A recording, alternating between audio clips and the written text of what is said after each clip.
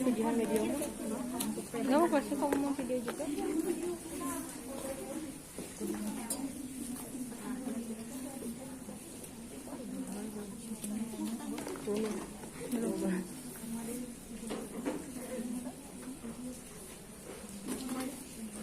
Ini bukan sarung tangan steril, ini sarung tangan rumah tangga untuk dekontaminasi.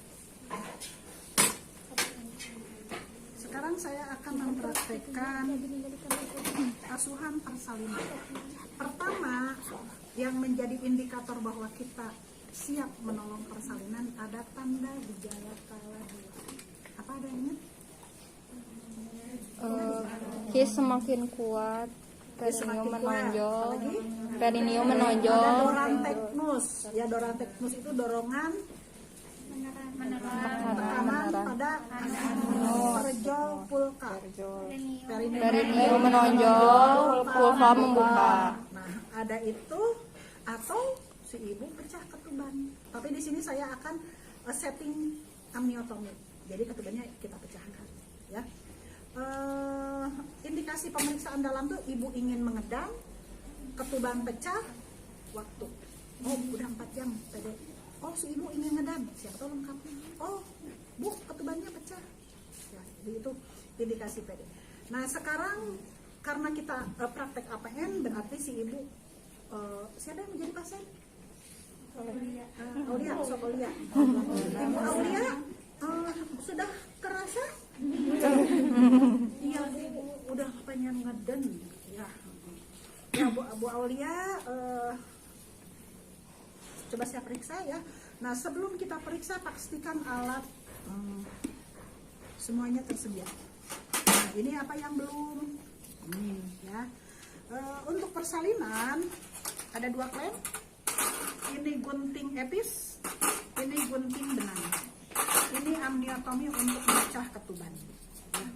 Ada kasa, ya ada kasa, ada sarung tangan panjang. Antisipasi bila terjadi hal-hal seperti KBI atau misalnya eksplorasi sisa plasenta. Jadi ini harus disiapkan dulu.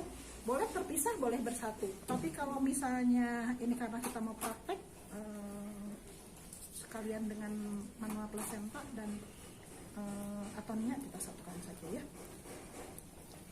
Nah, kemudian yang pertama harus kita lakukan, ini sarung tangannya ada 2 pasang. Lihat ya, harus ada 2 pasang. Ini simpan. Terus ini ada hecting set. Ya, kalian harus paham alat-alat ini hecting set. Jarumnya mana tadi? Ada jarum. Sekarang menghilang jarumnya.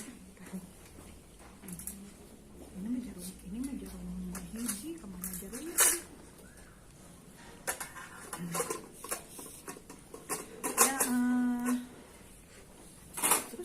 Pengikat tali pusat ya. Udah, ini berarti harus dibuka kalau gitu. Nah, yang pertama kita lakukan cek alat. Ya, cek alat. Kemudian karena tadi dia udah bilang pengen ngedam, kita patahkan oksitosin. Kemana ini anak-anak si oksinya jadi enggak ada.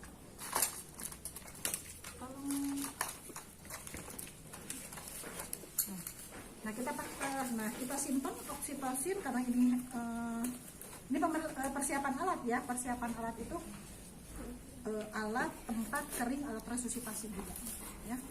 Kemudian tolong perhatikan dibuka alatnya karena si ibu udah mulai ada. Nah, lihat. Ini jangan dibuang untuk menghindari tangan kita kena luka. Langsung patahkan. Patahkannya pakai ini, jadi tangan kita tidak kena luka. Patahkan, kemudian ada bengkok untuk alat sampah ya. Setelah itu kita buka ini, saya buka aja ya. Jadi semua sudah disiapkan sebelum kita pakai sarung tangan.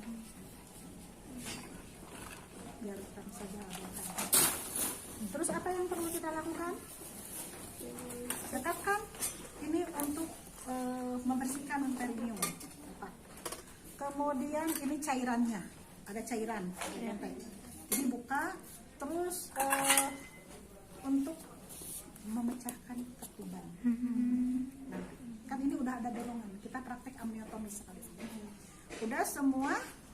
kita praktekkan. Pakai sarung tangan satu dulu. Karena ini, cuci tangan dulu. Cuci tangan 7 Langkah. sampai Cukup. sudah yakin pakai ini.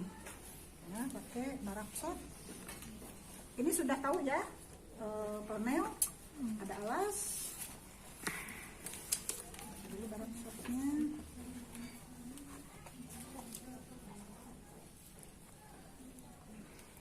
Celemek atau barakshot. Terus si ibu ini dikasih alas ya, dikasih alas ya, perlap. Nah baru kita lihat, tolong satu dulu sarung tangannya. Kenapa satu dulu? Perhatikan, kita mau mengambil oksitosin.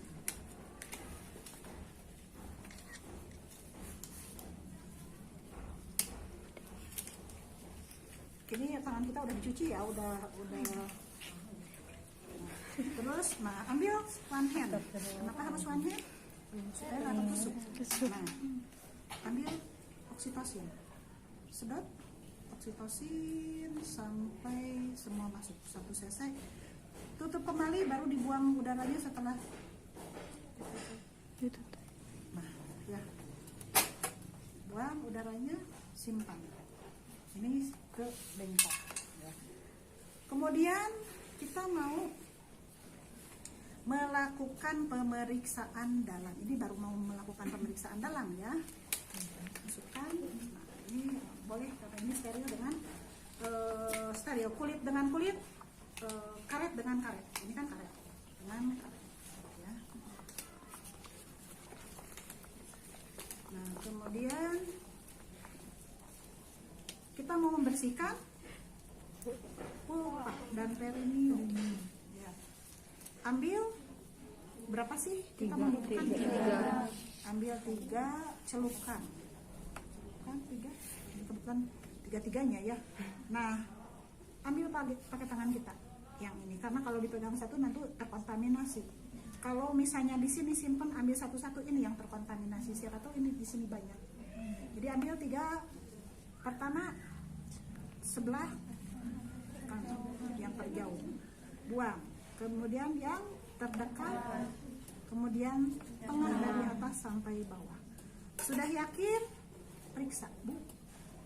Aulia, maaf ya, saya mau melakukan pemeriksaan dalam, terasa nyeri, tahan napas. Nah, udah tangan kita pertama masuk sedikit, nah kemudian dekat, dibuka, masuk bedeng. Pada saat kita pede, apa yang dinilai? Pertama ketuban. Pertama pembukaan. Oh ternyata lengkap. Udah pembukaan, ketubannya masih utuh. Masih utuh. Presentasi kepala. Station sudah plus 4 karena udah turun. Kemudian molase tidak ada. Ya, molase tidak ada. Ini kemudian posisi. Nah, ini udah abaikan. Posisi itu menilai ini. Lihat ya. Ini nangkarok ini letak muka. Nah, sutura ini bagian dari di parietal kanan dan parietal kiri. Ya, oksiput. Oksiput. Nah, ini ubun-ubun kecil. Ini ubun-ubun kecil. Ini sutura itu yang menjadi batasan ya. Kanan dan kiri. Ini ada kayak kanal ya, sutura. Nah, ini ubun-ubun. Pada saat kita pede ya, oh ternyata ubun-ubun kecil sudah ada di bawah simfisis pubis. Nah, karena ketuban udah pembukaan udah lengkap, ketuban masih utuh, berarti kita harus melakukan amniotomi. Amniotomi dilakukan bukan pada saat kontraksi. Karena kalau pada saat kontraksi, nah ambil, ini kan tangan kita di sini nih, ngambil amniotominya tangan ini. Kan tangan kita kan di sini. Kalau kita nyentuh ini nanti semua kena. Kan kita sudah pede. Kalau kita ini masih aman. Ambil sama tangan kita yang satu. Ya. Terus kapan kita melakukan amniotomi? Jangan pada saat kontraksi. Karena pada saat kontraksi apalagi kita jemur langsung kena muka. Ya. Kena muka apalagi lagi gini masuk. Ya hasil. Ya, nah. Bu, ternyata pembukaannya sudah selesai. Saya mau memecahkan ketuban ya. Lihat, pegang amniotomi ujungnya seperti noreh gini. Noreh kan? Nah ini pun sama. Jangan pada saat kontraksi, jangan pula pada saat tidak kontraksi. Kalau tidak kontraksi nempel selaput. Kalau nempel susah. Bagaimana kita mau noreh? Wong nempel karena kepala, nanti malah ini yang ketusuk. Ya jadi harus di antara misalnya kayak gini nih, ngelembungnya nih. Tidak nonjol tapi tidak gini. Susah kan kalau nempel, tapi ada sedikitnya gelembung. Toreh. Ya. Ditoreh oleh kita, keluar cairan. Ini tangan kita jangan keluar dulu. Ini pegang, lebar, buka. Jadi lihat, toreh, ambil oleh tangannya, buka, lebarkan, biar cairannya keluar. Simpan di sini. Sudah cairan keluar, nilai ada enggak tangan yang ikut atau tali pusat. Tangan menumbung kan gini, atau yang paling bahaya tali pusat. Makanya tangan kita jangan keluar dulu. Lebarkan, si ketuban udah lebar, keluar semua. Yakinkan, evaluasi ada enggak tali pusat yang ikut. Kalau enggak ada, berarti aman. Ya, udah. Alhamdulillah Bu, sebentar lagi Ibu akan melahirkan. Ibu, kita sama-sama berdoa supaya proses persalinan ini berjalan lancar. Udah kan? Tangan kita ke klorinkan. Ini klorin. Kenapa harus ke klorin? Klorin caranya gini. Bilas semua, buang. Ya, buang. Nah setelah tangan kita aman, ini simpan semua di tempat. Nanti ini dibutuhkan lagi untuk alat ya. Ini sudah simpan. Kita sekarang akan menolong persalinan. Simpan ini di perut ibu. Untuk apa? Untuk mengeringkan. Simpan di perut ibu untuk mengeringkan. Terus ini simpan di bawah bokong. Aulia, angkat ya bokongnya, tolong Aulia angkat. Lihat cara menyimpan. Tangan kita di segitiga ya. Lihat. Jadi kita nggak nyentuh. Nah, jadi kita nggak nyentuh. Sekali lagi, karena kalau begininya nanti tangan kita nyentuh. Padahal tadi udah mecah ketuban. Lihatlah. Nah, udah. Ini udah semua. Ya. Sekarang saya akan menolong persalinan. Ini tolong kita nanti dorong ya Aulia ya. Ya. Itunya bayinya. Dari dalam ini biar turun. Nah, kemudian betul bagus. Nah, tolong pada saat kita menolong, kapan setelah diameter kepala 5-6 saya mau mempraktekkan episiotomi. Tadi amniotomi sudah include dengan epis. Kenapa harus di epis? Atas indikasi. Jadi tidak semua persalinan di epis. Saya mau mempraktekkan. Ya, kenapa harus epis? Atas indikasi perineum kaku, primi anak pertama. Daripada robeknya nanti kemana-mana, kita yang capek ngehacking. Ya. Kapan kita harus melakukan epis? Pada saat dia kontraksi supaya nggak nyeri.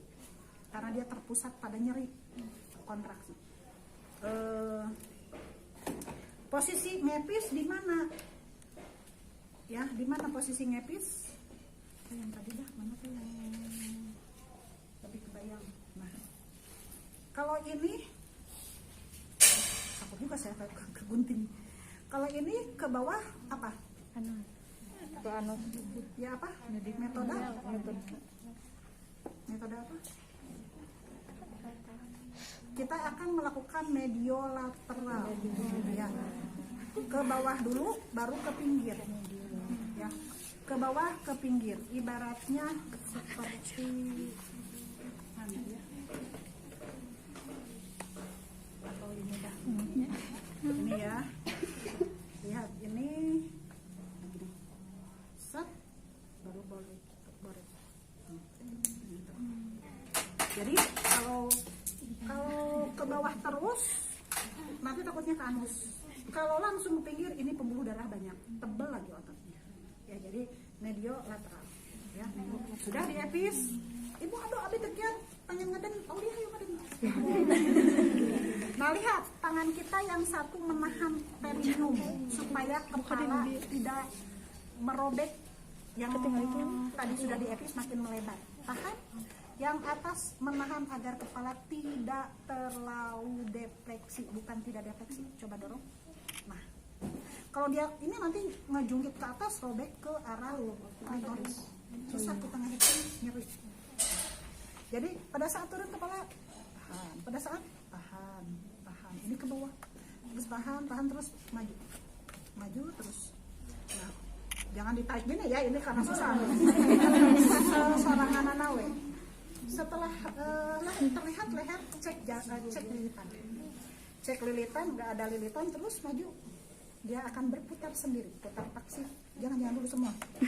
Putar sorok teh mah hidem. Gak sabar. Putar taksi luar. Ya. Tunggu sampai dia mengadakan putaran taksi. Sebelah telapak bulat tempatkan tangan secara biparietal. Apa artinya biparietal? Ini tulang parietal B2. Bimanual, biparietal. Biparietal menekan dua tangan di tulang parietal. Ya. Kenapa harus ada di sini? Untuk menekan atau untuk memberikan kekuatan, karena ini kan kuat ya, untuk memberikan kekuatan pada saat kepala lahir. Kalau di leher kan takutnya ketarik, malah nanti lehernya mengalami brachial palsy, ya ada sarafnya yang ketarik. Jadi kalau ini kan kepala keras, sok. Nah, Bu jangan ngeden ya, batuk jangan suruh ngeden. Kenapa? Pada saat dia gini ya, pada saat udah lahir kan ini, nah yang lahir dia ngucur cairan dari paru-paru. Ngucur ya, mengalir dari hidung dan mulut. Keuntungan lahir perpaginan justru ini terletak di sini. Cairan paru-paru keluar secara alami, tertekan oleh tulang jalan lahir. Jalan lahir kan keras. Si paru-paru yang lembut di dada tertekan sehingga sepertiga cairan paru-paru keluar. Pada saat cairan paru-paru keluar, alveolus terbuka, diisi oleh udara. Nah ini akan memudahkan untuk pernapasan. Kalau banyak boleh diusap. Kalau banyak nih cairannya boleh diusap, simpan di sini. Terus tunggu sampai putar. Jangan ada ya Bu, batuk-batuk, pegang. Nah lahirkan bahu depan tuh yang berada di dekat simfisis. Kemudian lahirkan bahu belakang yang ada di sakrum. Setelah lahir sangat susur. Kenapa? Sama, supaya kepala dan bahu tidak merobek jalan lahir. Sangat susur. Ini menyangga, ini menyusuri. Dia menyusuri, terus pegang. Alhamdulillah. Sudah megang. Alhamdulillah. Oh ibu dengan menikah kieu bawa lihat putrana ya Allah. Gimana Ibu? Sambil lihat. Buat tekanan keringkan. Tangan jangan karena nanti IMD. Cairan ketuban ada di tangan menjadi indikator untuk menelusuri. Nah, gini terus pijit ya sampai lepas sorangan kali. Nah, ini tetap jaga kehangatan dah lahir. Ya, terus apa yang harus kita lakukan? Ganti dengan kain ya. Karena ini udah ambil Aulia, pasien ada kita ngambil. Aulia, ambil itu kain. Nanti sama ini bisa menjadi sumber hipotermi kalau basah, ya. Nanti sama ada topi. Kenapa harus kasih topi? Ngasih topi mungkin belum. Nah setelah itu kita akan memberikan oksi. Kenapa harus memberikan oksi? Uterus sudah bekerja. Ibarat kita naik ke lantai 3 capek diem. Kalau uterus diem akan lama plasenta lahir, malah perdarahan. Suruh kerja lagi dengan oksi. Bu, puntennya abdi bade nyuntik. Suntik. Au gitu Aulia. Au.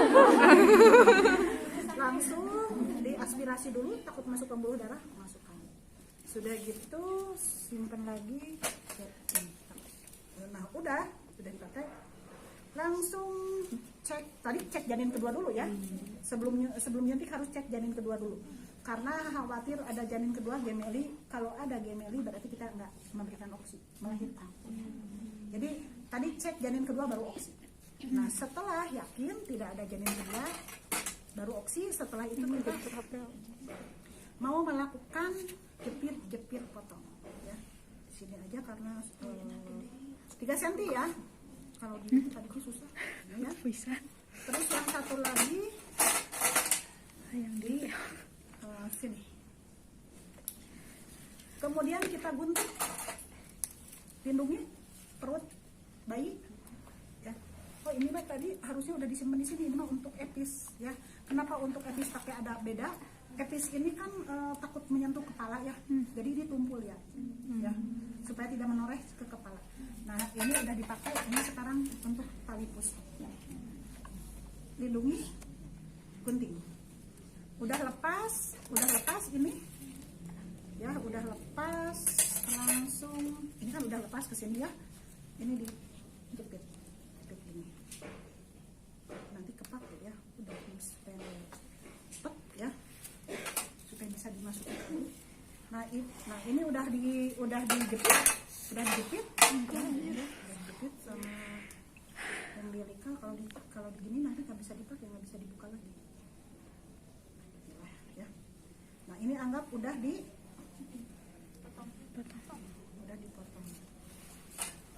Kesini ya, kami harus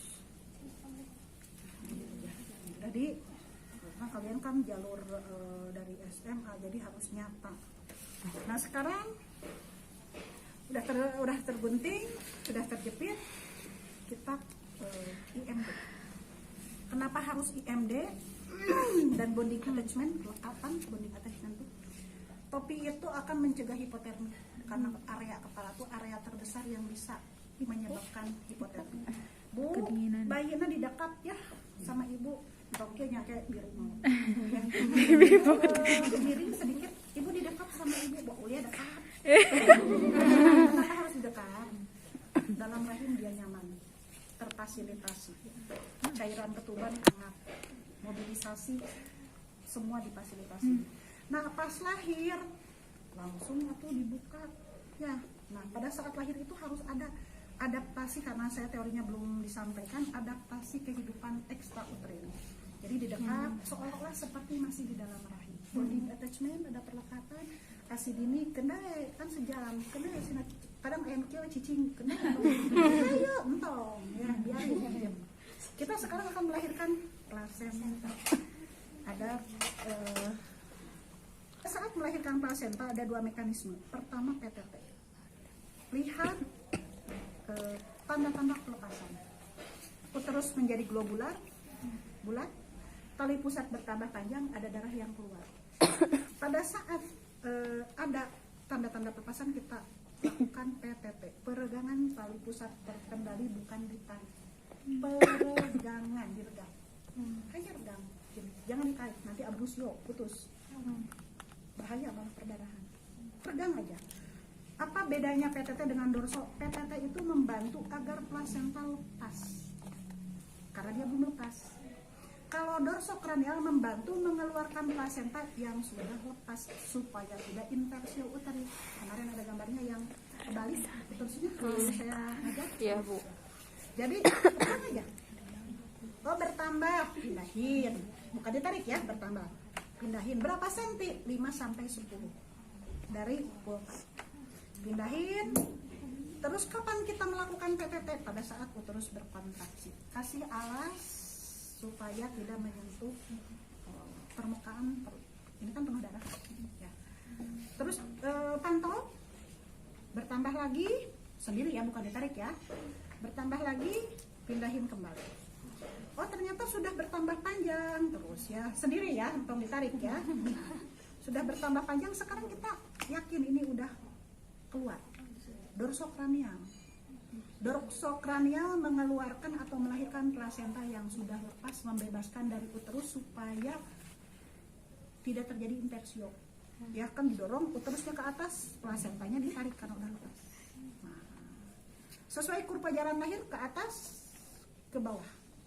Udah lahir kan berat nih, ditarik, udah semua berat boleh diganti sama kita dengan klem. Terus jangan ditarik, putar, pilin sampai semua selaput lepas.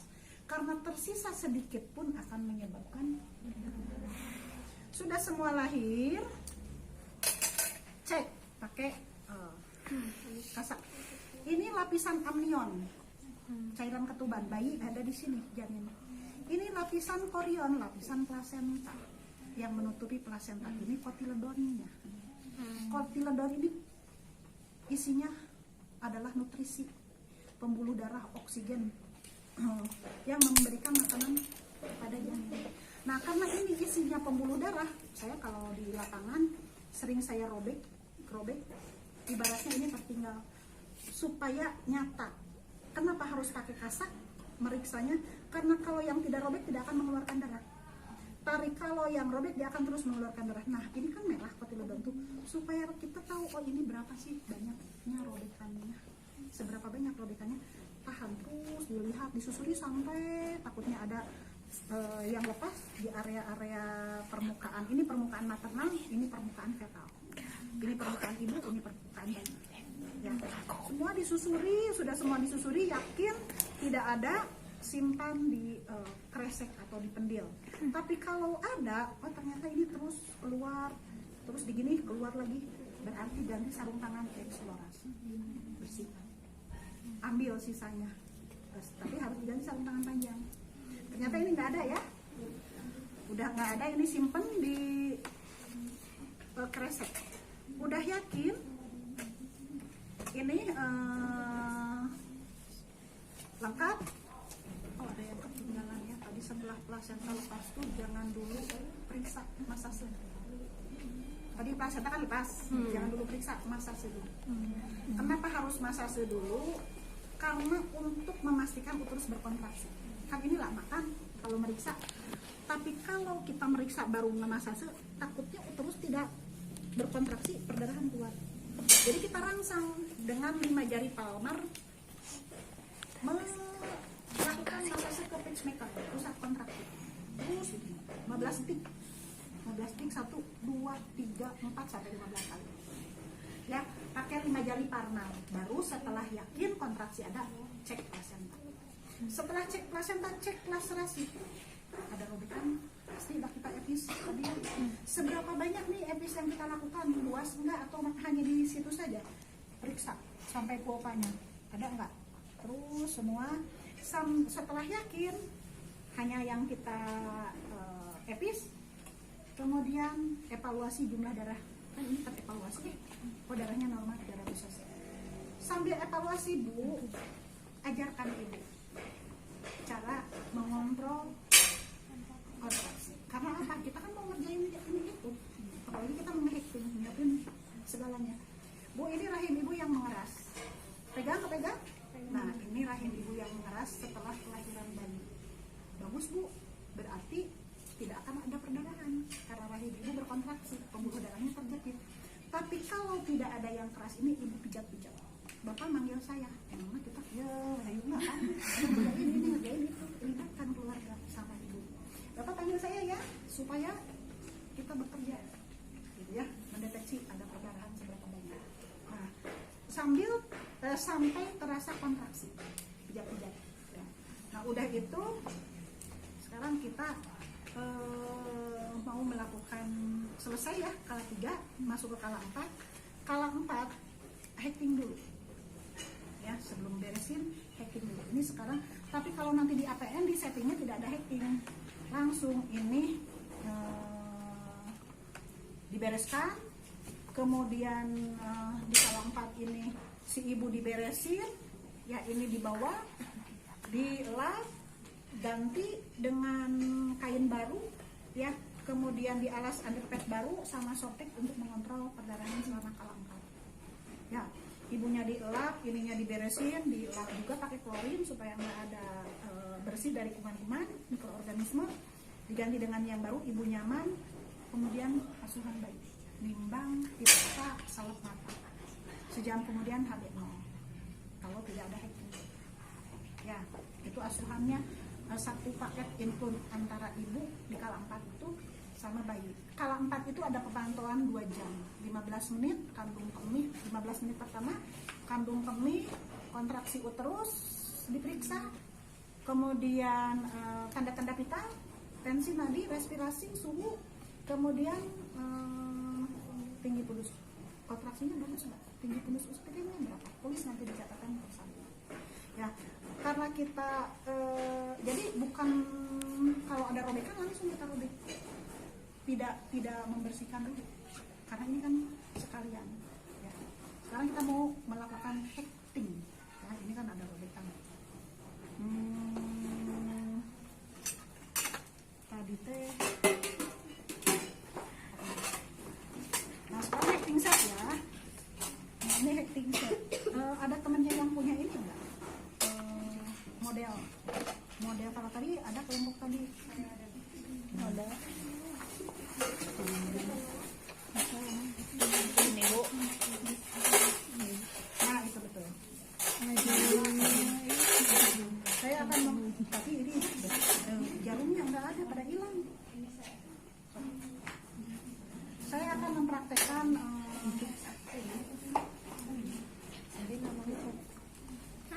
Ada namanya tadi. ini langsung ya. Ada yang support baru kan.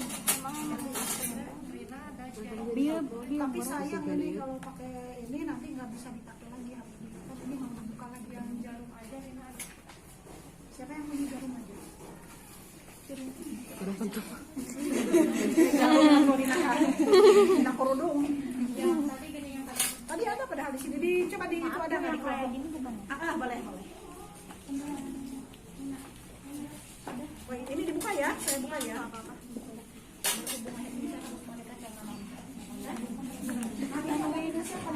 Pause dulu kali. Stop dulu. Bedakan jarum otot dengan jarum kulit. Kalau jarum otot harus mampu membedakan jarum otot dan jarum kulit. Ya. Nah ini pinset ya, pinset itu ada anatomis, ada ininya, jerujinya ya, sama anatomis sama chirurgis. Kalau anatomis untuk ini apa, menjepit misalnya tadi kan belum dilidokain, nih begini ya. Tapi kalau ini untuk misalnya ngambil supaya atau misalnya untuk narik ya, pada saat mau nge-hecting.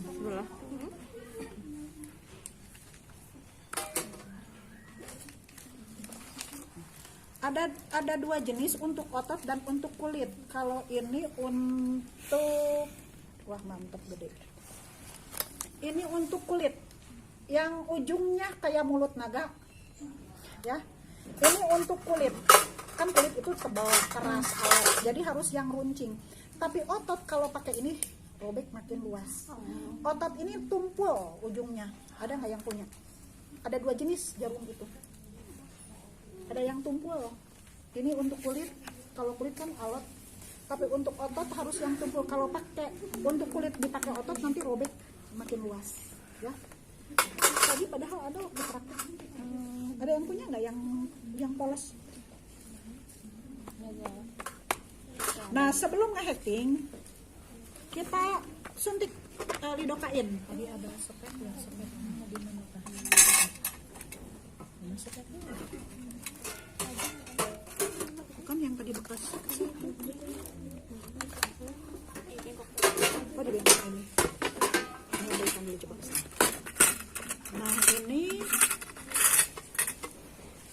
Nah ini kita isi dengan lidokain. Lidokain 1%, yang ada kemasan 2%. Yang ada kemasan 2%. Jadi yang diambil apa dulu? Aqua dulu.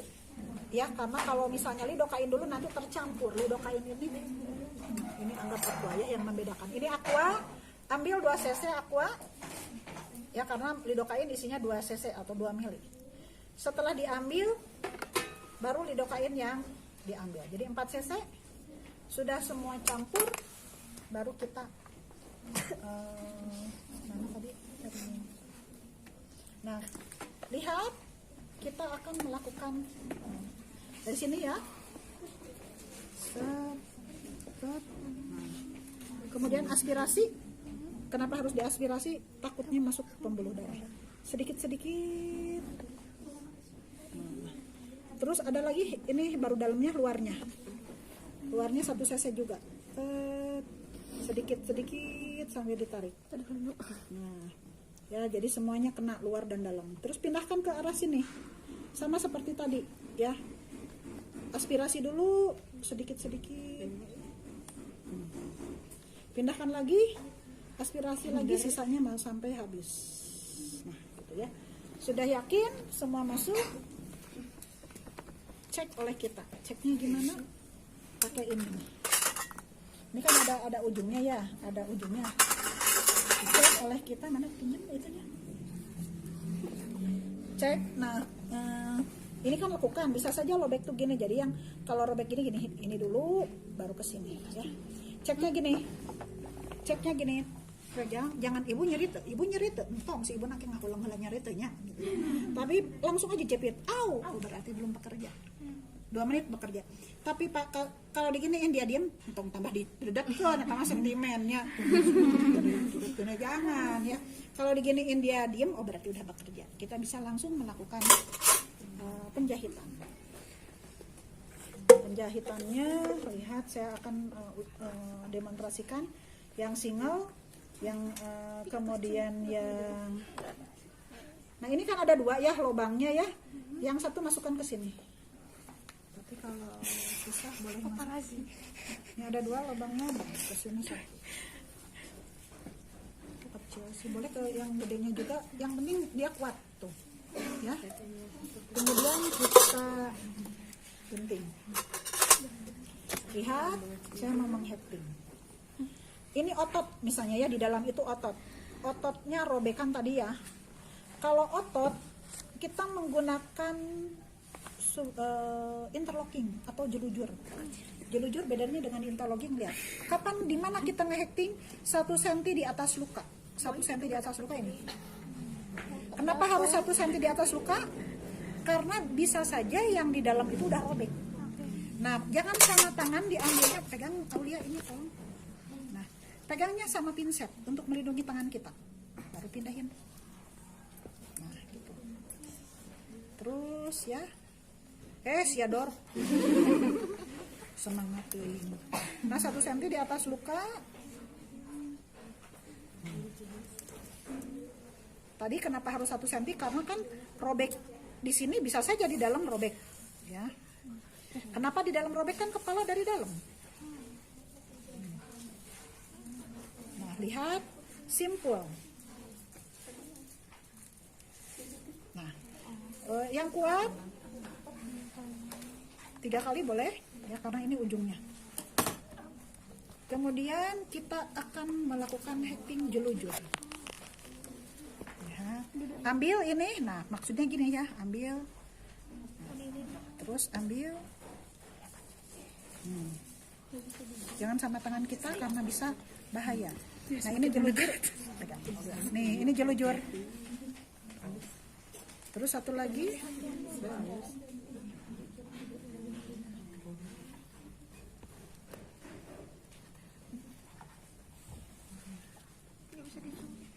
Nah, ini jelujur, nanti saya akan praktekkan interlocking ya. Circular ini, terus. Nah, kalau interlocking, lihat perbedaannya dengan jelujur. Interlocking itu mengunci di antara, ya namanya kayak interlocking, mengunci di antara jahitan. Tolong, lihat, masukin ke sini. Jadi nanti bentuknya seperti ada simpul. Nanti saya praktekkan juga subkutikuler sama singal. Nah, tuh kan? Nah, nanti saya ke bawah lagi. Ini sama subkutikuler, interlocking. Tuh.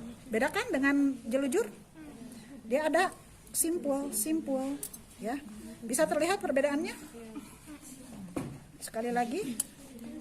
Nah, tolong perhatikan pada saat kita selesai menghacking. Nah, ini masuk interlocking. Interlocking itu lebih kuat. Nanti saya lihatkan gimana kelemahan dari Nah, tuh kan gini tuh, ada simpul kan? Nah, sekarang satu lagi kita mau selesai nih. Ini otot ya di dalam ya. Nah, ini mau selesai, lihat. Interlocking. Pegang deh. Awas ketusuk. Oh, ini. Nah. Awas Aulia. Takut ketusuk. Ini sudah berakhir di sini.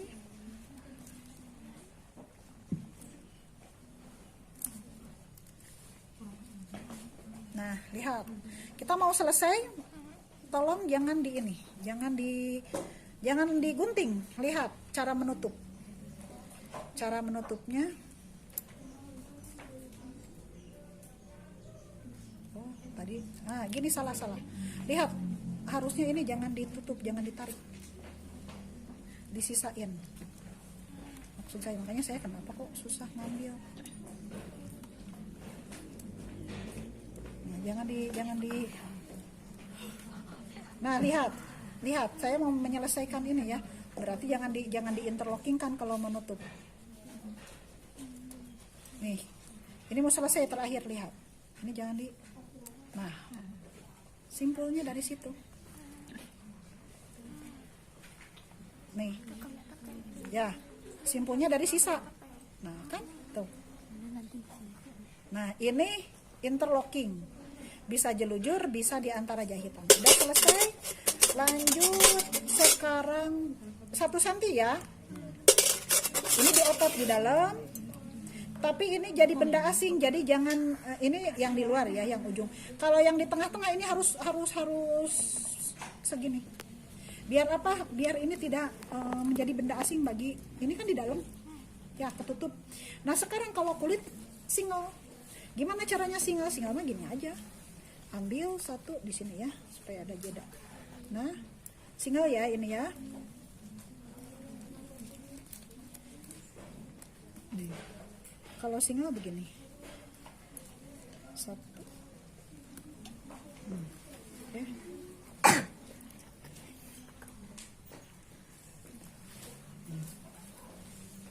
Single ini hanya satu-satu.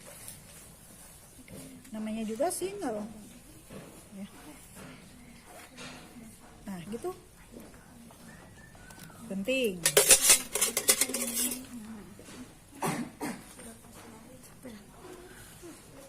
Nah, terus yang keduanya. Itu single ya. 1 cm jaraknya.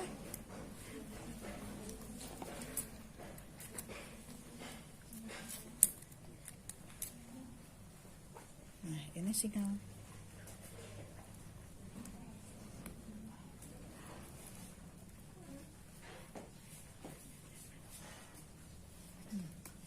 Kalau kulit nyata bisa ya, karena kalau terlalu panjang nanti harus digunting-gunting juga. Nah, gitu. 3 kali aja ya, udah 3 kali sama ini gunting. Ini single, bisa ketahuan perbedaannya. Sekarang subkutikuler. Gimana subkutikuler itu? Kayak operasi, kayak di lem. Tapi ini pondoknya habis. Subkutikuler itu, nah gini. Apa-apa. Subkutikuler itu di bawah, jadi kelihatan kayak di lem. Nah, ini tidak, ininya pasti susah ya. Nah, Ulia bisa pegang ujungnya, Ulia pakai pinset ini supaya saya nggak ngambil lagi benang. Nah, tolong perhatikan subkutikuler itu, ininya saya ambil lagi biar tidak ngambil lagi benang.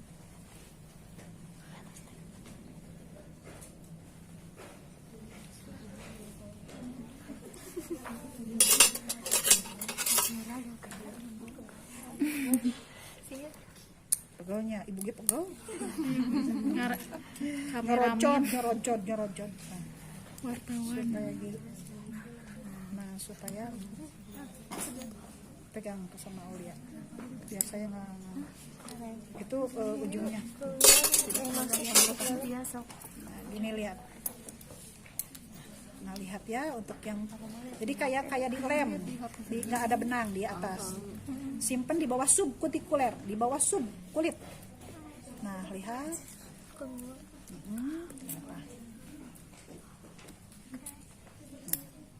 itu pegang aja sama Aulia. Nah, terus yang satu ke sini di bawah kulit sama.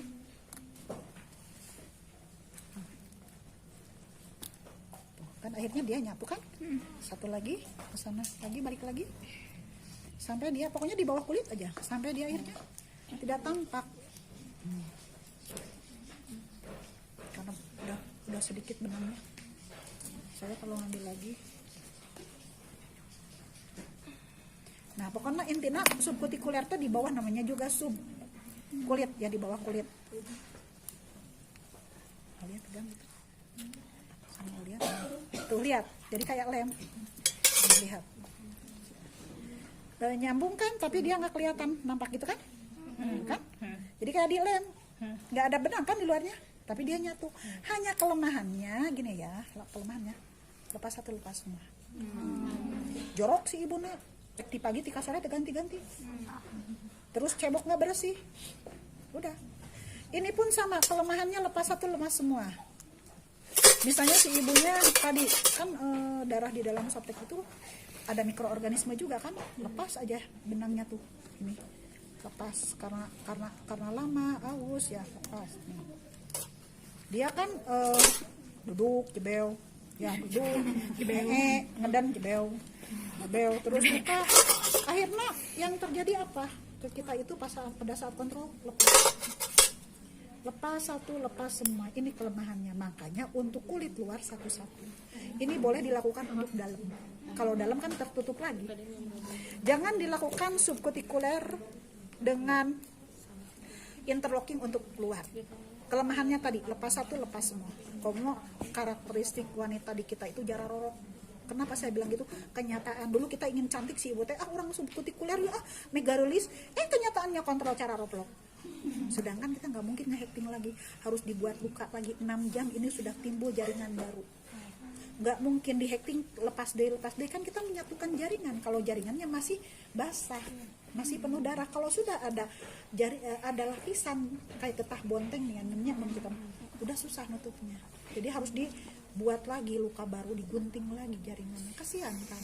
Makanya akhirnya daripada si ibu rugi, kita nggak pernah melakukan interlocking dan subkutikuler di luar. Ini untuk otot, tutup lagi sama single gitu. Ini untuk otot nih, tutup lagi single satu-satu gitu ya. Ini hacking, selesai hacking. Harudang kita kosongkan kandung kemih dengan kateter. Nggak ada kebetulan kateternya. Terus sudah itu 15 menit nggak lahir juga, kasih oksitosin kedua. Bu disuntik lagi ya, udah 15 menit nih. Jadi tadi oksi pertama pada saat bayi lahir. Sekarang oksi kedua, Bu, karena ari-arinya belum lahir, Bu Aulia saya suntik lagi ya. Aspirasi suntik. Tunggu lagi, PTT kembali. Jangan dorsal cranial. Untuk melahirkan. Kalau tidak ada tanda-tanda pelepasan, tidak ada tali pusat memanjang, uterus tidak globular, tidak ada perdarahan yang kuat, jangan sekali-kali manual. Plasenta tertanam ke miometrium. Kalau kita paksa jebol uterusnya. Rujuk gitu ya. Tidak ada tanda-tanda pelepasan, tunggu PTTW, udah belum 30 menit. Setelah 30 menit baru kita diagnosa retensio placenta. Tapi ada tanda-tanda pelepasan. Oh, ada tanda-tanda pelepasan, ada kontraksi uterus, tali pusat bertambah panjang, uterus globular, boleh kita aman manual. Karena ada tanda-tanda pelepasan, tapi plasenta sudah 30 menit belum lahir. Pasang infus. Syarat melakukan manual pasang infus. Tiba-tiba si ibu shock, tinggal bujur. Tapi kalau lagi manual si ibu shock hese lama ya, pasang infus, si ibunya sudah terpasang infus, kita lakukan manual. Ganti dulu ininya sama sarung tangan panjang. Cuci tangan kita ya, udah cuci tangan, buka sarung tangan. Ini kemudian ganti sama sarung tangan itu ya. Ini yang ini harus lihat dulu. Itu ya, per 2 video atau anjir. Bisa jam. Bisa jam ini menunjukkan. Ini sarung tangan panjang ya. Nah ya, ngeplok dulu. Sama praktek aponia nomor 10. boleh. Si Rani kalau video kayak gitu. Pakai lagi sarungnya. Di sini di bak ya, bukan di sini di bak. Di bak pakai lagi. Kenapa? Supaya karet ketemu. Jadi kita bebas. Gini-gininya bebas karena karet ketemu. Jadi steril yang steril ketemu yang steril. Jiwanya. Sampai menang ya. Sudah yakin semua terpasang. Ibu ada anestesi perbal. Apa itu anestesi perbal? Si ibu mengalihkan rasa nyeri. Bu, ibu teh menigulisnya. Terima kasih. Bapak menikasih. Si ibu langsung aduh gelis kasih. Tarik kapungkur. Ibu teh bapak teh bogoh pisan ka ibu ngobrol we. Itu anestesi verbal yang menyenangkan supaya dia tidak pusat pada rasa sakit. Ya ini kemudian telusuri ya, telusuri ke lihat masuk secara ergonomis, telusuri sampai kita menemukan dasar. Nah, dasar. Oh, ternyata ini udah lepas. Gini susuri.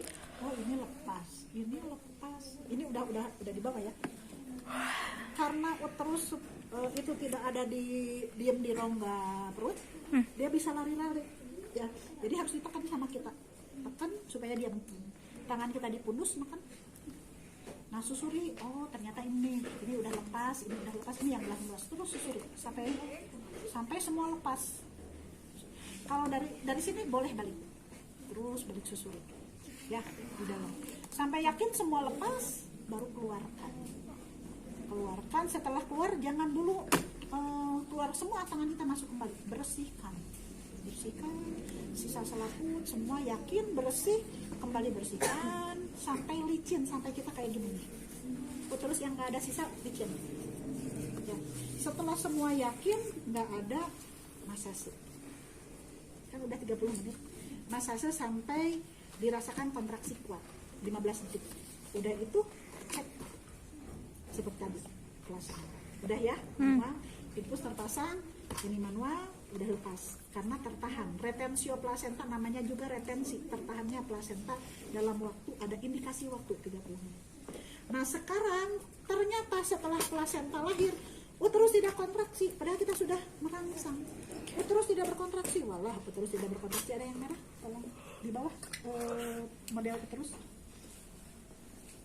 Satu lagi ada. Nah ternyata dia lembek, nggak berkontraksi, padahal kita sudah, nah itu betul ada ini supaya, nah membedakan uterus berkontraksi dan tidak. Ini kan lembek nih, nanti kalau sudah kontraksi kalian ini nanti tensi kontak yang dulu ya, ini belum berkontraksi. Nah ini tidak ada kontraksi, aduh perdarahan, plasenta sudah lepas, ini perdarahan. Langsung sudah bersihkan bekuan-bekuan, langsung KBI, kompresi bimanual intra. Kompresi bimanual intra, tangan kita mengepal ke pornik anterior. Di mana pornik anterior itu? Ini depan anterior, belakang posterior. Pornik adalah setelah porsio. Langsung tekan dari luar penekanan. Untuk apa? Dari dalam ditekan, dari luar tekan supaya uterus berkontraksi. Dengan berkontraksi perdarahan berhenti. Langsung tekan oleh kita sekuat mungkin, beres nanti tukang pijit dan nyeri ya. Setelah itu yakin berapa lama? 5 menit, bayangkan sekian ya. Sudah cangkul pisan. Sudah beres, tambah 2 menit ya. Kenapa sih harus KBI dulu, padahal kan ada ibu dan bekerja 7 menit baru dia akan menghasilkan kontraksi. Bayangkan kalau kita diam 7 menit akan keluar darah banyak ya. Jadi KBI, udah KBI, kalau kita bekerja banyak kan tim, ada teman, tolong diperhatikan. Misalnya Nur masang infus ya, ini contohnya, atau dia belum terpasang infus ya, tiba-tiba war infus belum terpasang. Kemudian Aulia ergometrin suntikan. Yang penting ada partner, misalnya ada Nur aja, Nur pasang infus eko. Tapi kalau kita di praktek sendiri, bidan desa sendiri, aduh iya atau niat, kita udah KBI keluarga. Ibu tolong tangan ibu sini. Konferensi bimanual interna oleh kita, eksternal oleh keluarga. Pegang bu, Kerasa keras? Jangan langsung lepas tangan kita, nanti yang sudah capek-capek kita upayakan kontraksi hilang lagi. Ini kerasa? Terus yang satu lagi, gantikan tangan kita. Ini kan di dalam tangan kita, gantikan tangan kita. Yang kuat Bu, pegang. Nah, setelah menggantikan tangan kita baru keluar tangan. Mau ngapain kita? Masang infus, suntik ergometri, biopsi, mau memberikan medikamentosa, karena emang obat-obatan itu yang akan membuat uterus berkembang. Tetap tidak berhasil, kondom kateter. Pasang lagi satu jalur infus untuk memberikan kondom kateter. Gimana caranya kondom kateter? Kateternya nggak ada sih tadi teh. Ada berani lab kateter. Ini anggap kateter, masukkan ke dalam infus. Udah kan? Ini kateter kan panjang ya. Ada bolongannya kan di sini, ada untuk mengeluarkan saluran. Ini kemudian sama kita kan ininya dipotong ya. Ini dipotong, si kateter nanti akan melekat. Kan ini plastik, kateter plastik akan pek gitu. Ininya dipotong, jangan ada yang keras ini. Potong, masukin kateter, udah masukin kateter, masukin kondom. Tadi ada hantun yang bekas tuh. Nah, ini kondom ya, ini kondom. Nah, si kondom masukkan ke kateter.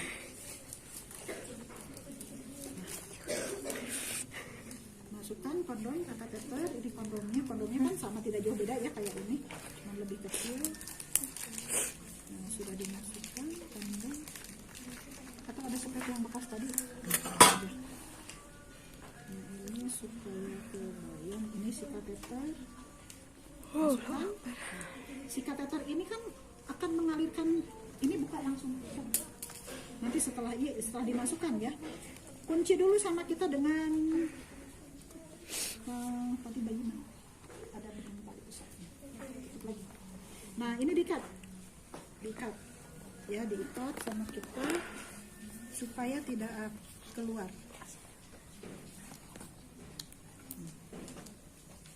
Lihat. Ini diikat sama kita ya supaya dia kuat.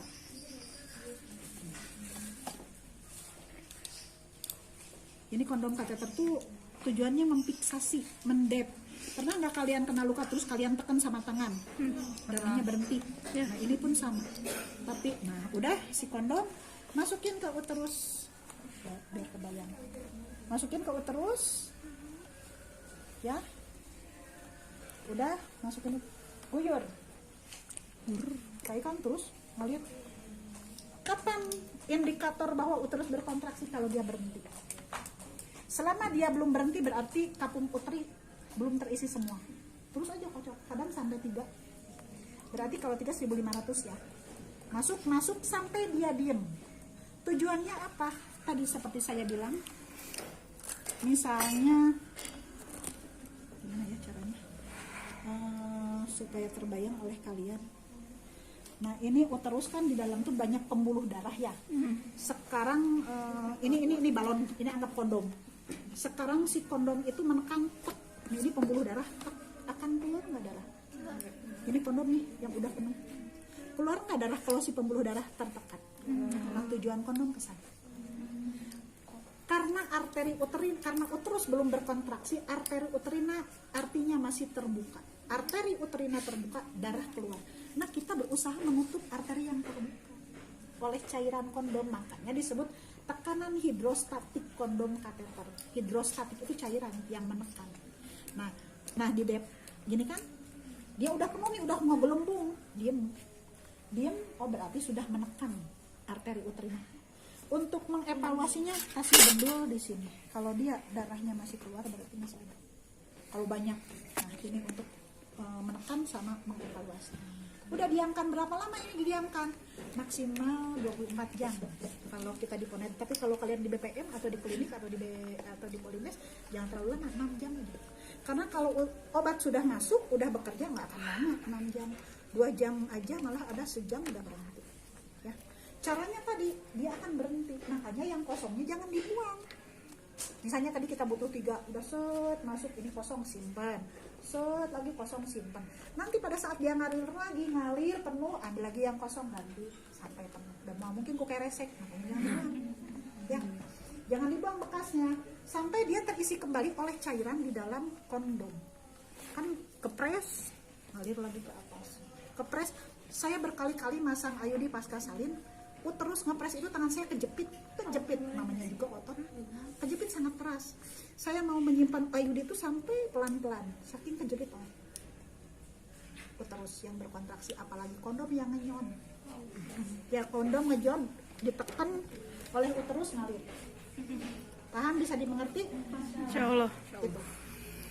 Kalau di BPM atau di klinik atau di Polindes jangan sampai nunggu 24 jam. 6 jam masih nggak datang, masih diem, nggak ada cairan yang bertambah.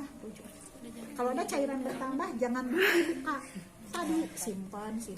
Oh ini kan bagus, uterusnya berkontraksi, cairannya nambah. Sampai 24 jam kalian evaluasi, uterus berkontraksi cabut. Kalau cairan bertambah berarti kan tertekan oleh uterus yang berkontraksi. Ada yang ingin ditanyakan sampelnya? Pisan, Bu. Eta